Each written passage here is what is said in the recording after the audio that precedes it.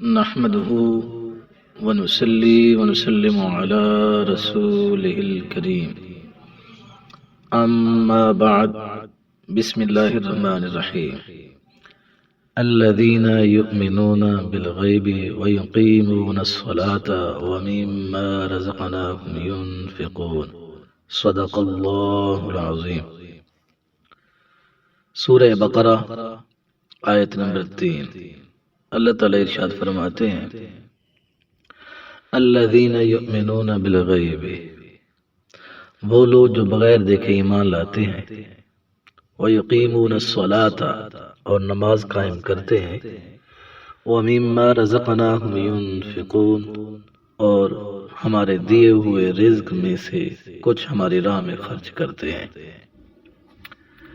الذین یؤمنون بالغیب، وہ لوگ جو بغیر دیکھے ایمان لاتے ہیں، یہاں سے لے کر المفلحون تک 3 آیات مخلص مومنوں کے بارے میں ہے جو ظاہری اور باطنی دونوں طرح سے ایمان والے ہیں۔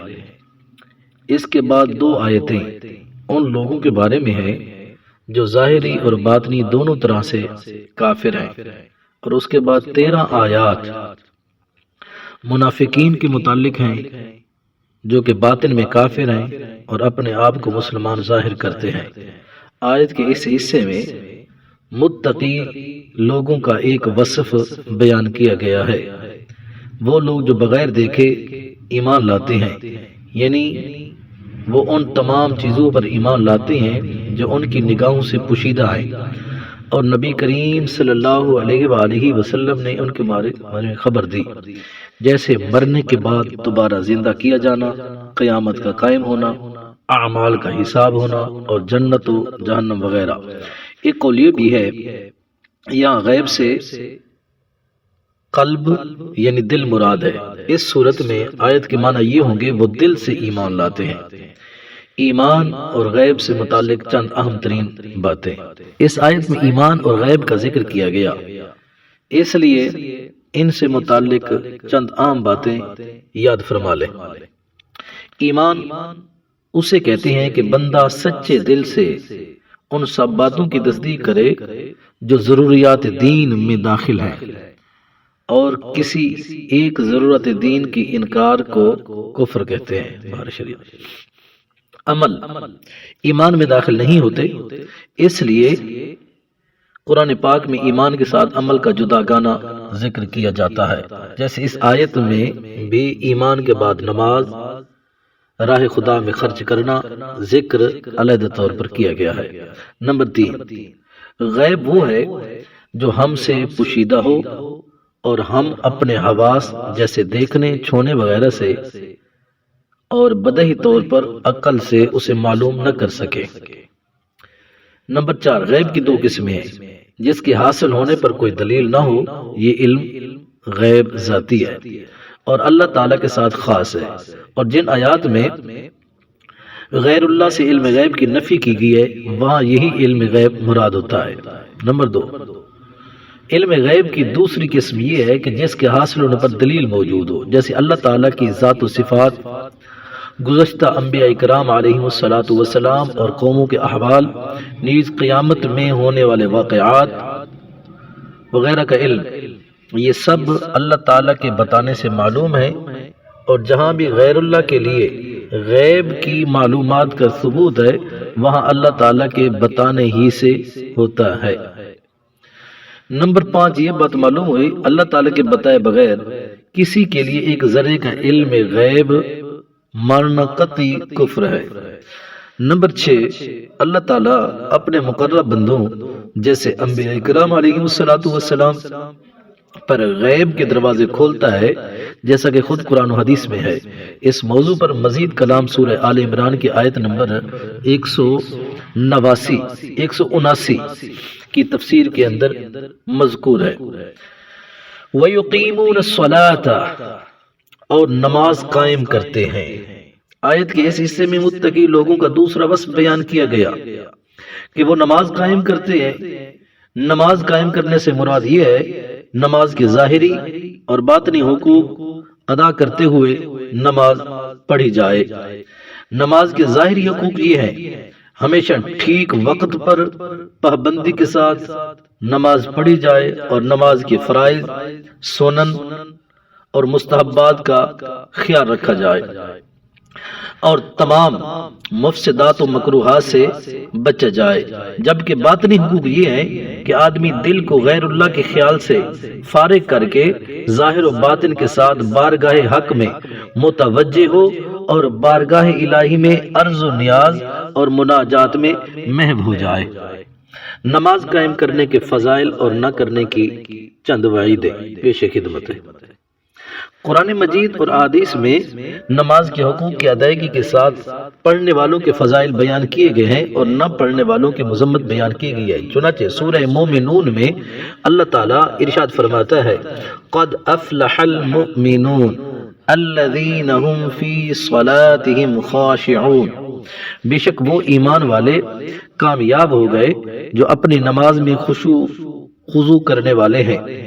اس صورت میں ایمان والوں کی مزید اوصاف بیان کرنے کے بعد ان کا ایک وصف یہ بھی بیان کیا گیا: والذین هم علی صلواتهم یحافظون، اور وہ جو اپنی نمازوں کی حفاظت کرتے ہیں۔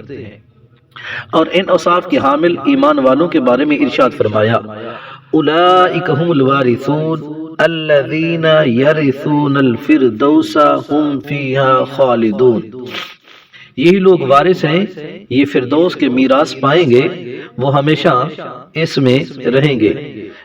نماز میں سستی کرنے والوں اور نمازیں ضائع کرنے والوں کے بارے میں اللہ تعالیٰ ارشاد فرماتا ہے: ان المنافقین یخادعون اللہ وهو خادعهم وَإِذَا قَامُوا إِلَى الصَّلَاةِ قَامُوا كُسَالَىٰ يُرَاءُونَ النَّاسَ وَلَا يَذْكُرُونَ اللَّهَ إِلَّا قَلِيلًا، بے شک منافق لوگ جو اپنے گمان میں اللہ کو فریب دینا چاہتے ہیں اور وہی انہیں غافل کر کے مارے گا، اور جب نماز کے لیے کھڑے ہوتے ہیں تو بڑے سست ہو کر لوگوں کے سامنے ریاکاری کرتے ہوئے کھڑے ہوتے ہیں اور اللہ کو بہت تھوڑا یاد کرتے ہیں۔ مزید اللہ تعالیٰ نے ارشاد فرمایا: فَخَلَفَ مِن بَعْدِهِمْ خَلْفٌ أَضَاعُوا الصَّلَاةَ وَاتَّبَعُوا الشَّهَوَاتِ فَسَوْفَ يَلْقَوْنَ غَيًّا إِلَّا مَن تَابَ وَآمَنَ وَعَمِلَ صَالِحًا فَأُولَئِكَ يَدْخُلُونَ الْجَنَّةَ وَلَا يُظْلَمُونَ شَيْئًا۔ مریم سورت آیت نمبر 59 اور 60۔ تو ان کے بعد وہ نالائق لوگ ان کی جگہ آئے جنہوں نے نمازوں کو ضائع کیا اور اپنی خواہشوں کی پیروی کی، تو ان قریب وہ جہنم کی خوفناک وادی غی سے جا ملیں گے، مگر جنہوں نے توبہ کی اور ایمان لائے اور نیک کام کیے تو یہ لوگ جنت میں داخل ہوں گے، ان پر کوئی زیادتی نہیں کی جائے گی۔ حضرت سیدنا عثمان غنی رضی اللہ تعالیٰ عنہ بیان فرماتے ہیں: سرکار دو عالم صلی اللہ علیہ وسلم نے ارشاد فرمایا: جس نے میرے اس وضو کی طرح وضو کیا، پھر اس طرح 2 رکعت نماز پڑھی کہ ان میں خیالات نہ آنے دے، تو اس کے پچھلے تمام گناہ بخش دیے جائیں گے۔ حضرت عقبہ بن عامر رضی اللہ تعالیٰ عنہ روایت کرتے ہیں: سید المرسلین والآخرین صلی اللہ علیہ وسلم نے ارشاد فرمایا: جو بھی مسلمان اچھے طریقے سے وضو کرتا ہے پھر کھڑے ہو کر اس طرح 2 رکعت نماز پڑھتا ہے کہ اپنے دل اور چہرے سے متوجہ ہو کر یہ 2 رکعتیں ادا کرتا ہے تو اس کے لیے جنت واجب ہو جاتی ہے۔ سیدنا عبداللہ بن عمر رضی اللہ تعالی عنہما سے روایت ہے: حضور پر نور شافع و منشور سید عالم صلی اللہ علیہ وسلم نے ارشاد فرمایا: جس نے نماز پر مداومت کی تو قیامت کے دن وہ نماز اس کے لیے نور، برہان اور نجات ہوگی، اور جس نے نماز کی محافظت نہ کی تو اس کے لیے نہ نور ہے، نہ برہان ہے، نہ نجات ہے، اور وہ قیامت کے دن قارون، فرعون، حامان اور ابی بن خلف کے ساتھ کھڑا ہوگا۔ سیدنا جناب ابو سعید خدری رضی اللہ تعالیٰ عنہ روایت کرتے ہیں: حضور نبی کریم صلی اللہ علیہ وسلم نے ارشاد فرمایا: جس نے جان بوجھ کر نماز چھوڑی تو جہنم کے اس دروازے پر اس کا نام لکھ دیا جاتا ہے جس سے وہ داخل ہوگا۔ اللہ تعالیٰ ارشاد فرماتا ہے وَمِمَّا رَزَقْنَاهُمْ يُنْفِقُونَ، اور ہمارے دیے ہوئے رزق میں سے کچھ ہماری راہ میں خرچ کرتے ہیں۔ آیت کے اس حصے میں متقی لوگوں کا تیسرا وصف اللہ تعالیٰ بیان فرماتا ہے۔ وہ اللہ تعالیٰ کے دیے ہوئے رزق میں کچھ اللہ کی راہ میں خرچ کرتے ہیں۔ راہ خدا میں خرچ کرنے سے یا زکوٰۃ مراد ہے، جیسے کئی جگہوں پر نماز کے ساتھ زکوٰۃ کا بھی تذکرہ ہے، یا اس سے مراد تمام قسم کے صدقات ہیں، جیسے غریبوں، مسکینوں، یتیموں، طلباء، علماء، مساجد، مدارس وغیرہ کو دینا، نیز اولیاء کرام یا فوت شدگان کے ایصال ثواب کے لیے جو خرچ کیا جاتا ہے وہ بھی اس میں داخل ہے، وہ سب صدقات نافلہ ہیں۔ مال خرچ کرنے میں میانہ روی سے کام لیا جائے۔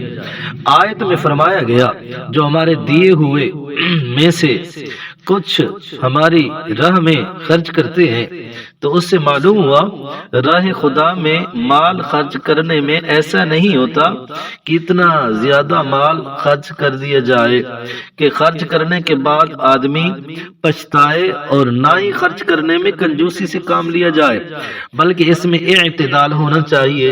اس چیز کی تعلیم دیتے ہوئے ایک اور مقام پر اللہ تعالیٰ ارشاد فرماتا ہے وَلَا تَجْعَلْ يَدَكَ مَغْلُولَةً إِلَىٰ عُنُقِكَ وَلَا تَبْسُطْهَا كُلَّ الْبَسْطِ فَتَقْعُدَ مَلُومًا مَحْسُورًا۔ بنی اسرائیل آیت نمبر 29۔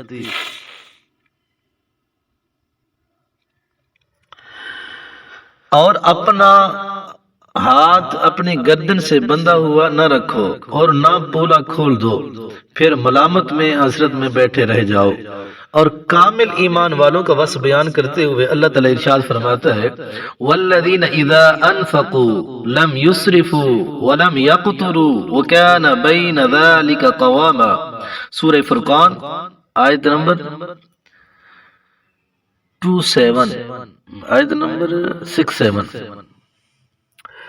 وہ لوگ جب خرچ کرتے ہیں تو نہ حد سے بڑھتے ہیں اور نہ تنگی کرتے ہیں، اور نہ ان دونوں کے درمیان اعتدال سے رہتے ہیں۔ پھر ترجمہ میں عرض کرتا ہوں والذین اذا انفقوا لم يسرفوا ولم يقتروا وكان بين ذلك قواما۔